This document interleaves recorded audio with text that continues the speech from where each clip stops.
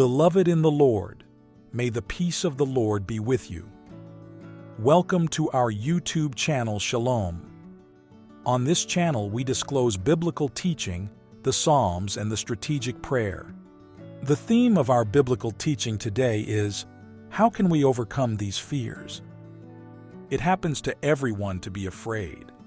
We live in a time marked by frightening situations and events, such as war, crime, and disease. Some people fear that they will not be able to endure the hardships they are facing or those they may encounter in the future. We could also be gripped by the fear of man. Like us, many servants of God in the past have at some point experienced fear. We can learn a lot from these servants. We have the example of David. He felt fear on some occasions. While he was fleeing from King Saul, who was chasing him to kill him, he went to seek refuge in the land of the Philistines, more precisely in the city of Gath. But the king of Gath, Achish, soon learned that he was actually the powerful warrior known for having killed Goliath and tens of thousands of Philistines, and whose exploits were celebrated with songs. David was then very afraid. How did he overcome this fear? In Psalm 56, David expressed how he felt when he was in Gath. This psalm speaks openly about his fears, but it also reveals how he overcame them. Let's read Psalm 56, verse 1 to 4. Psalm 56, verse 1 to 4. Be merciful to me, my God, for my enemies are in hot pursuit. All day long they press their attack. My adversaries pursue me all day long. In their pride, many are attacking me. When I am afraid, I put my trust in you. In God, whose word I praise, in God I trust and am not afraid. What can mere mortals do to me? David was able to overcome these fears because he put his trust in God. And his trust was well-founded because once again God saved him from this embarrassing situation. With God's help, he pretended to be crazy. Achish now considered him, no longer as a threat, but as someone troublesome. That's how David was able to get away. Beloved, who do you place your trust in when you are faced with trying situations? Like David, you can overcome your fears by putting your trust in God. But we cannot trust someone overnight, even if he is God, because trust is built little by little, stone by stone, like a house.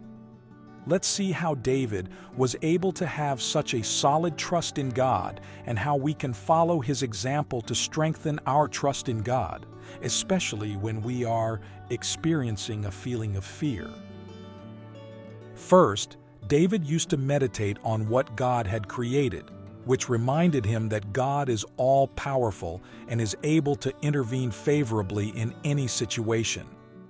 This is what he demonstrates in Psalm 65, verse 7 to 10. Let's read. Psalm 65, verse 7 to 10. Who formed the mountains by your power, having armed yourself with strength, who stilled the roaring of the seas, the roaring of their waves, and the turmoil of the nations. The whole earth is filled with awe at your wonders. Where morning dawns, where evening fades, you call forth songs of joy. You care for the land and water it. You enrich it abundantly. The streams of God are filled with water to provide the people with grain, for so you have ordained it. You drench its furrows and level its ridges. You soften it with showers and bless its crops.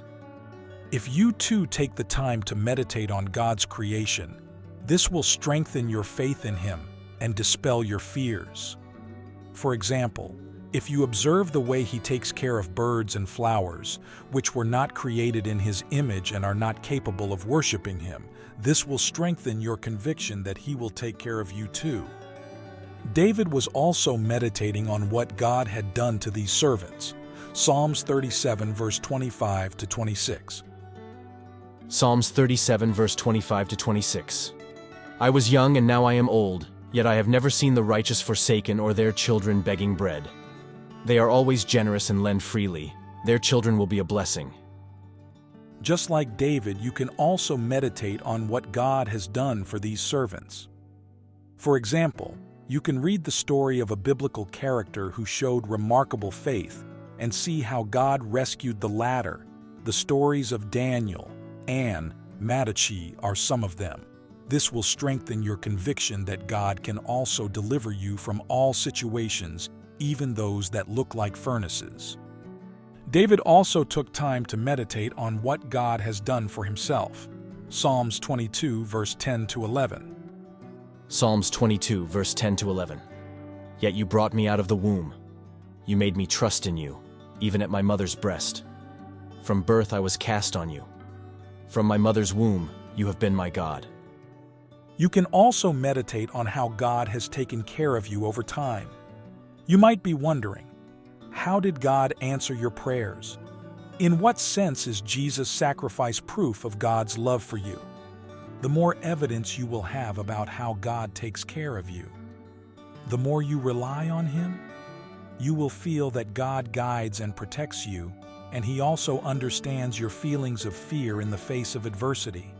So you will no longer let your fears dominate you, but you will place your trust in God. When you are faced with a difficulty and you feel fear, remember that Jehovah knows what you were going through and what feelings this difficulty leads you to experience. For when His servants suffer, even if it was because of their own foolish decisions, it was a distress for God. Let's read in Isaiah 63, verse 9, how God feels when these servants suffer. Isaiah 63, verse 9. In all their distress, He too was distressed, and the angel of His presence saved them. In His love and mercy, He redeemed them. He lifted them up and carried them all the days of old.